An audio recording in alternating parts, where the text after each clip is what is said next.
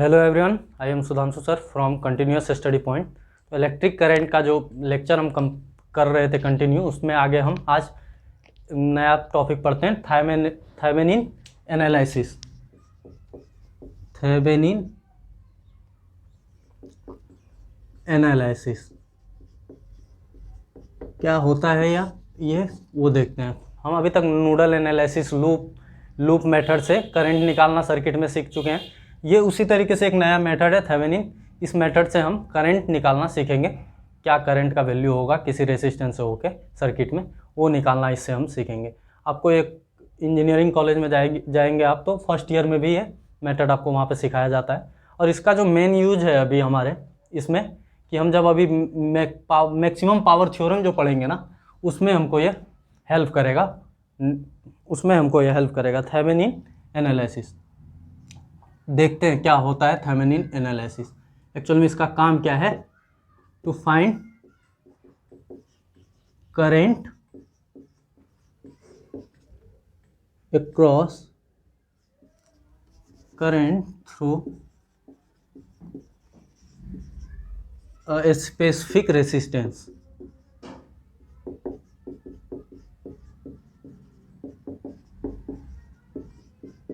in circuit.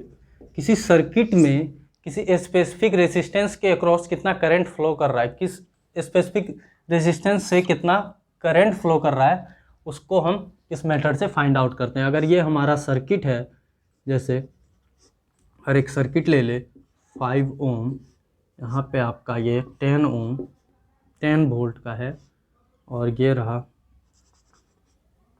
10 ओम, और यहाँ ये 5 वोल्ट है, बैटरी लगा हुआ है।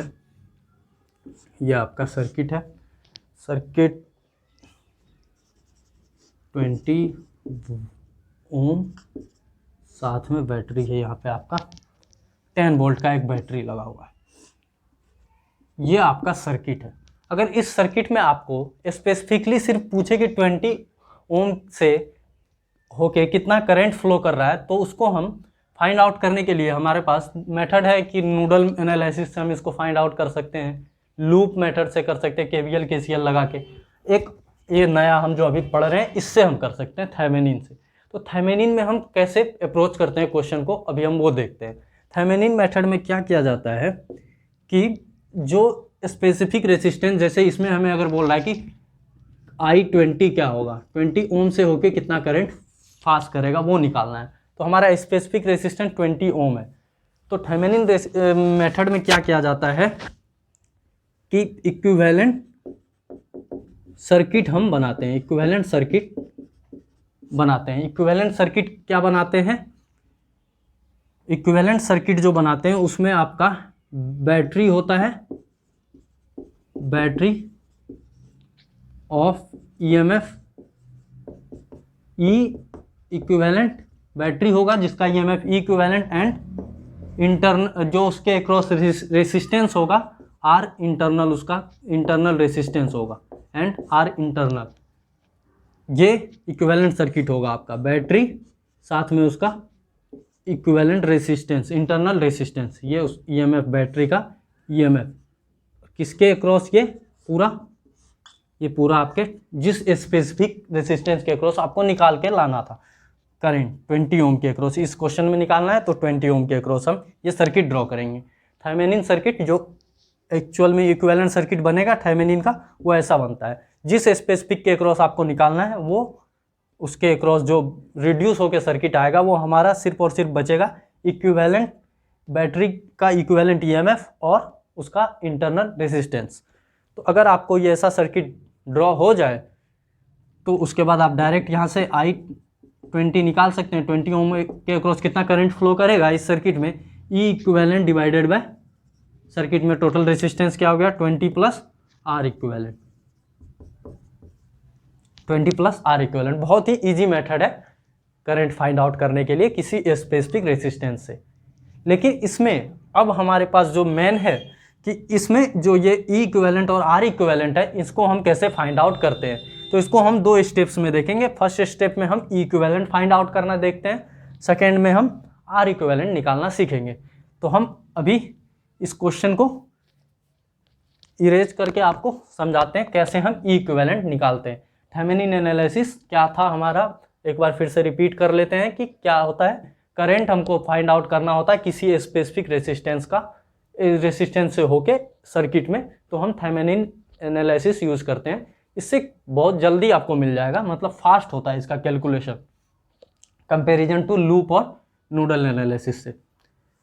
तो आप देखो यहाँ पे हम ये थेवेनिन सर्किट अभी ड्रॉ कर रहे हैं। ई इक्विवेलेंट को थेवेनिन ईएमएफ भी कहते हैं, ईटीएच भी डिनोट करते हैं। ई इक्विवेलेंट जो है इसको ईटीएच से भी डिनोट करता हुआ मिलेगा आपको बुक में कहीं। और आर इक्विवेलेंट जो निकाले हैं उसको भी आप आरटीएच भी मिलता है कहीं कहीं। तो हम इस सर्किट का पहले हम ई इक्विवेलेंट निकालना सीखते हैं। फर्स्ट स्टेप है हमारा फाइंड ई इक्विवेलेंट। अब ई इक्विवेलेंट कैसे निकाला जाता है? ई इक्विवेलेंट निकाला जाता है इस जिसके अक्रॉस हमको निकाल के लाना है, जिस रेसिस्टेंस के अक्रॉस निकाल के लाना है उसको आप पहले तो ओपन सर्किट बनाइए। Open circuit eight position of 20 ओम। जिस रेसिस्टेंस के अक्रॉस निकालना, जिससे होकर करंट निकालना है उसको पहले आप उस पोजीशन पे ओपन सर्किट आप बनाइए। तो इसको आप ओपन सर्किट यहाँ बना देंगे। चलिए इस क्वेश्चन में ओपन सर्किट हमारा बन गया, नाम दे देते हैं कुछ एक्स और वाई। जैसे ही ओपन सर्किट निकला, आप अब इस सर्किट में इसके अक्रॉस क्या वोल्टेज आ रहा है वही आपका ई इक्विवेलेंट होगा। ये जो ओपन सर्किट हम ड्रॉ किए हैं, अब इसके अक्रॉस क्या वोल्टेज डिफरेंस आ रहा है, मतलब V X minus V Y बोलिए या V Y minus V X, क्या आ रहा है, यही आपका ई इक्विवेलेंट होगा। अब हम इसमें ई इक्विवेलेंट फाइंड आउट करते हैं। कैसे फाइंड आउट करें? अब है अपने पास ईजी में क्या है कि पहले ये सर्किट अब ओपन सर्किट हो गया, तो इस वाले पार्ट में कोई करंट फ्लो नहीं करेगा, आई इक्वल टू 0 होगा। जो भी करंट फ्लो करेगा वो इसमें फ्लो करेगा, जो भी करंट फ्लो करेगा हमारा वो इसमें फ्लो करेगा। ठीक है, यहाँ पे 20 वोल्ट है, तो इसमें जो करंट फ्लो करेगा हमारा इस 20 वोल्ट और ये 5 वोल्ट वाले इस सर्किट में, इस लूप में आई मान लेते हैं। आई का वैल्यू अगर हम निकालें तो क्या हो जाएगा हमारा 20। आई का वैल्यू डायरेक्ट लिखे या इक्वेशन अगर लिखे तो यहाँ से होगा 20, यहाँ से चलते हैं 20 लोअर माइनस हायर तो प्लस 20, और ये करंट के डायरेक्शन में आप मूव कर रहे हैं तो -5i, और यहाँ फिर से करंट के डायरेक्शन में मूव कर रहे हैं इस रेसिस्टेंस में तो आपको 10i, और फिर से हायर से इस बार लोअर में जा रहे हैं तो डिफरेंस नेगेटिव आएगा, तो -5 इज इक्वल टू 0। पूरा लूप मूव कर लिए हम। सिंगल लूप में मूव करना था, बहुत ईजी था आपके पास, और एक ही वेरिएबल है। यहाँ से आई का वैल्यू क्या आ रहा है हमारा 20 - 5 15 डिवाइडेड बाय 5 + 10 15। तो यहाँ से आई हमारा आ रहा है 1 एम्पियर। 1 एम्पियर करंट इसमें फ्लो कर रहा है, और करंट का डायरेक्शन ये रहा आपका एंड क्लॉकवाइज। अब हम इसका हमको निकाल के लाना था ई इक्विवेलेंट, तो हम अब यहाँ से लिखना चालू करते हैं वी एक्स से। वी एक्स यहाँ से चले और ये रहा, इधर के तरफ मूव किए हम करंट के डायरेक्शन में। करंट के डायरेक्शन में मतलब 10 × I, करंट के डायरेक्शन में तो नेगेटिव, और फिर से ये 5 में हायर से लोअर आए हैं तो -5 वोल्ट, और यहाँ से हम मूव कर गए इस पॉइंट तक। हमको V X minus V Y निकाल के लाना था, तो यहाँ तक आए, और यहाँ से अब अगर इस 10 वोल्ट को क्रॉस करेंगे तो डिफरेंस हमारा क्या होगा, लोअर टू हायर मूव कर रहे हैं तो +10 का आएगा। और यहाँ से हम डायरेक्ट किस पे पहुँच चुके हैं, वी वाई पे। यहाँ से देखो वैल्यू क्या हो जाएगा, आई का वैल्यू अगर 1 पुट कर दे तो यहाँ से 10 - 5 कितना हो जाएगा, 10 5 15 में से 10 गया 5 बचेगा, तो V X minus V Y हमारा कितना आ जा रहा है यहाँ से 5 वोल्ट। यही हमारा क्या है, ई इक्विवेलेंट।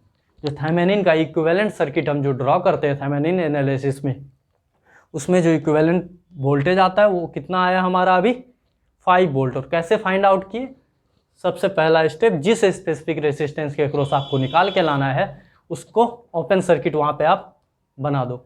ओपन सर्किट बनाया, दोनों पॉइंट का कुछ नाम दे दो। अब जो रेस्ट बच गया है उसमें आप करंट निकाल लो और यहाँ से यहाँ चल के आप इक्वेशन लिख के आराम से निकाल सकते हैं। आपका ये फर्स्ट स्टेप था to find out E equivalent. अब दूसरा स्टेप है हमारा कि हमको RTH निकाल के लाना है। ETH हमारा आ चुका है, RTH हमको निकाल के लाना है। अब दूसरे स्टेप में ये आप नोट कर लो। अब इसको हम इरेज करते हैं। RTH फाइंड आउट करना और इजी है।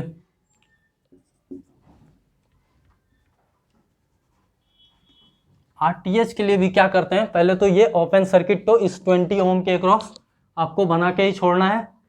और साथ में क्या करना होता है हमको, साथ में करना होता है रिप्लेस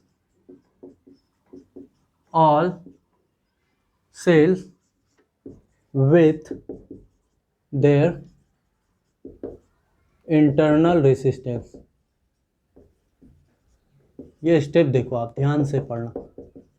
क्या कह रहा है कि रिप्लेस ऑल सेल्स, सारे बैटरीज को आपको रिप्लेस कर देना है उसके इंटरनल रेसिस्टेंस से। बैटरी छोड़ के अगर उसके पास कुछ इंटरनल रेसिस्टेंस नहीं है, मतलब R0 है, तो सीधा सीधा शॉर्ट सर्किट सा।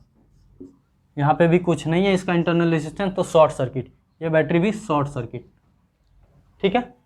अब जो आपका ये ओपन सर्किट था, इसके अक्रॉस जो रेसिस्टेंस आ जाए इस टर्मिनल के अक्रॉस, उसको बोलेंगे RTH। इसके पॉइंट के अक्रॉस जो हमारा रेसिस्टेंस आ जाएगा वो हो जाएगा हमारा RTH। तो यहाँ से जैसे ही बैटरी को उसके इंटरनल रेसिस्टेंस से रिप्लेस किया हम, तो सर्किट हमारा क्या हो गया, रिड्यूस होके ये यहाँ पे शॉर्ट सर्किट हो चुका है। तो ये बैटरी शॉर्ट सर्किटेड हो चुके हैं, तो हमारा सर्किट क्या हो जाएगा नया कुछ ऐसा 5 ओम और यहाँ पे 10 ओम। ये रहा सर्किट, यहाँ ओपन सर्किट है और यहाँ भी बैटरी था, तो यहाँ पे शॉर्ट सर्किट हो गया। अगर उसका इंटरनल रेसिस्टेंस होता बैटरी का, यहाँ कॉमा देके इंटरनल रेसिस्टेंस होता, तो ये शॉर्ट सर्किट की जगह वहाँ पे उसका इंटरनल रेसिस्टेंस ड्रॉ होता। तो अब सिंपल है, आपको इस XY के अक्रॉस क्या रेसिस्टेंस आ रहा है वो देख लेते हैं।